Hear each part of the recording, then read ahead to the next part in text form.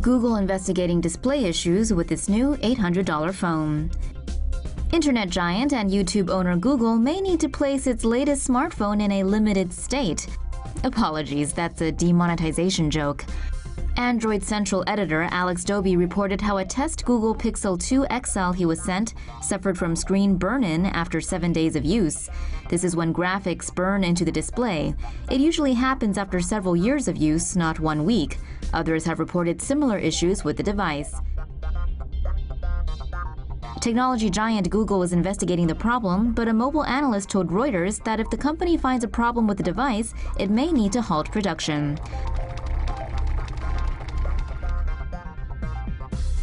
But hey, maybe it's not the phone. Maybe it's the YouTube algorithm gone rogue, and instead of demonetizing creators, it's demonetizing Google. One $800 phone at a time. Probably not, but their share price did drop by 1.9% on Monday. By the spectacles of Steve Jobs. Apple investigating swelling iPhone 8 batteries.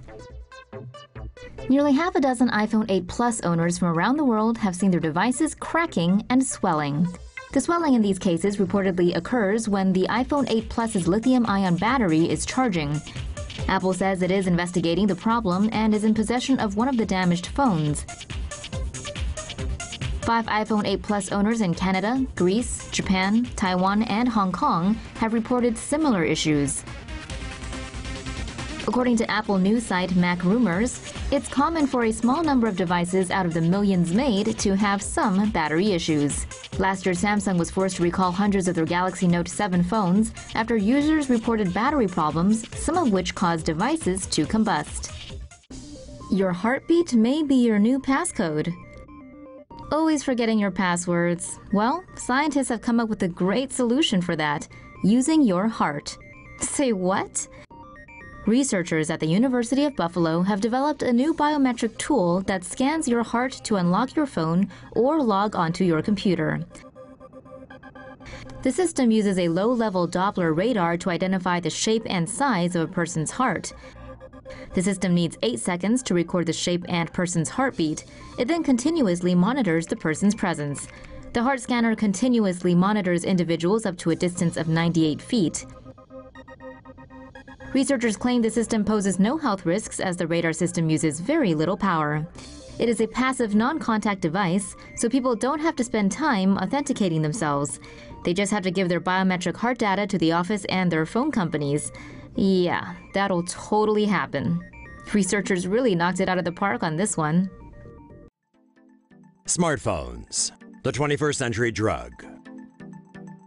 Smartphone addiction has escalated to the point that some of us are experiencing nomophobia, the fear of being separated from our phones, even in important settings, such as meetings. Like opioid addiction, this addiction can be explained in terms of neuroscience. When we receive a notification on our phone, the neurons in the ventral tegmental area of our brain become excited. This excitation generates an electrical signal called an action potential, which travels to a neuron's presynaptic terminal in the area of our brain called the nucleus accumbens. The action potential leads to the opening of calcium channels. Calcium ions diffuse into the neuron, causing vesicles to fuse to the neuron's membrane and to release dopamine molecules, which diffuse into the synapse. Dopamine molecules bind to receptors on the postsynaptic neuron, causing sodium channels to open. Sodium ion diffusion causes the neuron to become more positive, but not enough to generate an action potential. Dopamine molecules left in the synapse are degraded by enzymes, reabsorbed by dopamine transporters, or diffuse away. This is what happens in a non-addicted smartphone user. In an addicted smartphone user, the neurons become excited, generating an action potential that travels to the nucleus accumbens in the same way. However, a study suggests that addicted users have fewer dopamine transporters. As a result, dopamine stays in the synapse longer and continues binding to receptors. Increased binding opens more sodium channels for a longer time, increasing sodium diffusion into the postsynaptic neuron, which becomes positive enough to generate an action potential. Dopamine is the basis of our smartphone addiction because it stimulates our seeking behavior.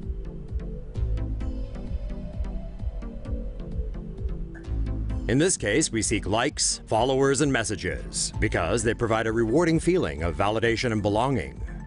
These rewarding interactions serve as positive reinforcement, strengthening our desire to seek out even more from our smartphones. In other words, our addiction is a vicious cycle, and it seems we'll never get enough of our precious phones.